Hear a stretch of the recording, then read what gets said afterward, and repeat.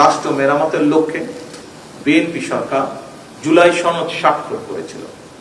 যেভাবে সনদ স্বাক্ষর করা হয়েছে, বর্তমান সরকার স্বাক্ষরিত সনদের প্রতিটি দফা যথাযথভাবে বাস্তবায়ন করতে বদ্ধপরিকর।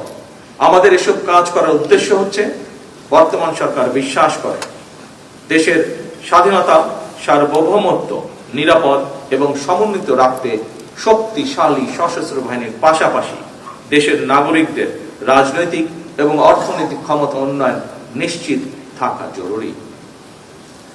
বর্তমান সরকার সশস্ত্র বাহিনীকে আরো শক্তিশালী করতে চায়। আমাদের সরকারের ভিশন হলো একটি আধুনিক, প্রযুক্তি নির্ভর এবং দ্রুত প্রতিক্রিয়াশীল সমন্বিত বাহিনী গড়ে তোলা। আমরা এমন সক্ষমতা অর্জন করতে চাই যা কেবল সীমান্ত রক্ষায় সীমাবদ্ধ থাকবে না, বরং আমাদের ক্রেডিবল ডিটারেন্স, সম্ভাব্য প্রতিপক্ষকে আমাদের উপরে আক্রমণ করার চিন্তা থেকে নিরুৎসাহিত করবে। আজ এবং আগামীর বৈশ্বিক চ্যালেঞ্জ সামনে রেখে জনস্বার্থ ও সার্বভৌমত্ব রক্ষায় আমরা প্রতিরক্ষা নীতিকে সম্পূর্ণভাবে ঢেলে সাজাতে চাই। সেনা, নৌ ও বিমান বাহিনীকে আরো দ্রুত প্রতিক্রিয়াশীল এবং সমন্বিত ক্ষমতা সম্পন্ন বাহিনী হিসাবে গড়ে তুলতে চাই। দেশের প্রতিরক্ষা ব্যবস্থাকে আমরা এমনভাবে উন্নত করতে চাই যাতে জাতীয় সার্বভৌমত্ব রক্ষায় একটি বিশ্বাসযোগ্য এবং কার্যকর প্রতিরোধ ক্ষমতা গড়ে ওঠে। আমরা এমন একটি আধুনিক জাতীয় নিরাপত্তা কৌশল ও প্রতিরক্ষা নীতি প্রণয়ন করতে চাই যা বাংলাদেশের বাস্তবতা, জাতীয় স্বার্থ এবং ভবিষ্যৎ হুমকিকে সামনে রেখে আমাদের নিরাপত্তা নিশ্চিন্তা হবে বাংলাদেশ কেন্দ্রিক, জনগণ কেন্দ্রিক এবং অবশ্যই রাষ্ট্রীয় মর্যাদা কেন্দ্রিক।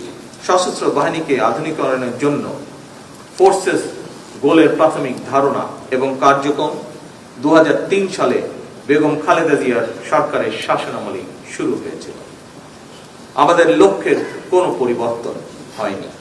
আমরা এমন একটি সেনাবাহিনী গড়ে তুলতে চাই যা হবে স্মার্ট, প্রযুক্তি নির্ভর, দ্রুত প্রতিক্রিয়াশীল ও যুগোপযোগী, যেখানে আমাদের ফাইটিং আর্মস হবে আধুনিক, সজ্জিত ও উচ্চশিক্ষিত, ম্যানুভার সক্ষম এবং দ্রুত মোতায়েনযোগ্য। একই সঙ্গে আমাদের গোলন্দাজ শক্তিকে আরো নির্ভুল, দূরপাল্লার ও প্রযুক্তি নির্ভর এবং আকাশ প্রতিরক্ষা ব্যবস্থাকে আধুনিক, বহুমাত্রিক ও কার্যকর করে গড়ে তোলা হবে।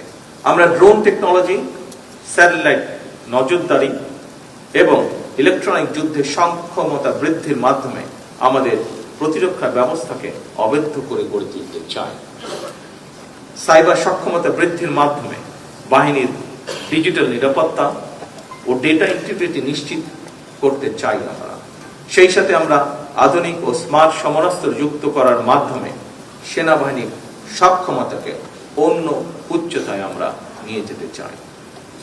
নৌ নিরাপত্তাকে আমাদের সরকার বিশেষ গুরুত্ব দিচ্ছে।